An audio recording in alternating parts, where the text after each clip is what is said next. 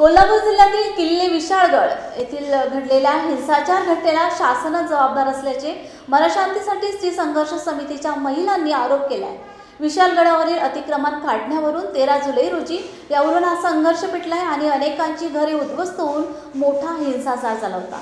या पार्श्वभूमीवर मनशांतीसाठी स्त्री संघर्ष या महिलांनी घटनास्थळी जाऊन पाहणी केली व नंतर माध्यमांशी बोलताना मंचने तयार केलेला सत्यशोधक अहवाल शासनाला पाठवणार असल्याचे महिलांनी सांगितले। गजापूर आणखीन विशाळगड इथं जो काही आता हिंसाचार झालेला आहे त्याचा तपास करण्यासाठी म्हणून विशेष तपासणी पथक नेमण्यात यावा। तसेच हेल्पलाईनची पण सुरुवात ह्या प्रकरणातून करावी, म्हणजे जेणेकरून तिथल्या लोकांना मदत लगेच तात्काळ मिळू शकेल। आणि समाजातील जेवढे सलोखा ग्रुप आहेत, आणखीन विवेकी लोक आहेत, यांचा एक मंच स्थापन करून कमिटी निर्माण करावी। आणखीन कायदा आणि सुव्यवस्था कसा राखता येईल यासाठी प्रयत्न करावे लागतील। मला या निमित्तानं 2 गोष्टी मांडायच्या आहेत। पहिली गोष्ट, उपमुख्यमंत्री आणि पालकमंत्री दोघेही या दंगलग्रस्त भागाला पाहणी करायला गेले होते। त्यांनी पाहणीचा निष्कर्ष त्यांच्या सरकारला दिला का आणि सरकारची यातली भूमिका काय आहे।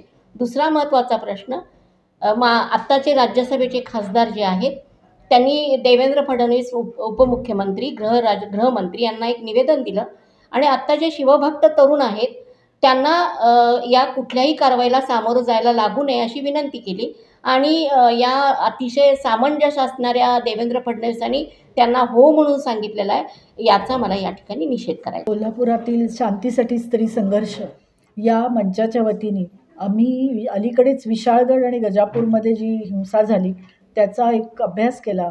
तिथल्या लोकांना भेटलो, विशेषतः तिथल्या महिलांना भेटलो आणि आमचा एक निष्कर्ष आम्ही काढलेला आहे। तो असा आहे की कोल्हापूर हे एक राजर्षी शाहू महाराजांच्या विचाराची नगरी आहे आणि त्या शहरामधली ही जी सर्व धार्मिक समुदायांमधली सांस्कृतिक प्रेमाची वीण आहे ती उसवण्याचा जाणीवपूर्वक राजकीय हेतूने प्रयत्न केला जातोय। आणि ही जी हिंसा आहे ती हिंसा पूर्वनियोजित घडवून आणलेली अशी आहे आणि त्याला शासन, प्रशासन, पोलीस या सगळ्यांनी मदत केलेली आहे असा आमचा आरोप आहे। आणि त्यामुळं या हिंसेतले जे गुन्हेगार आहेत त्यांना ताबडतोब अटक झाली पाहिजे, त्यांना कठोरात कठोर शिक्षा झाली पाहिजे आणि त्याचबरोबर याचे जे पीडित आहेत त्या पीडितांना ताबडतोब शासनाने मदत पोहोचवली पाहिजे असं आमचं म्हणणं आहे।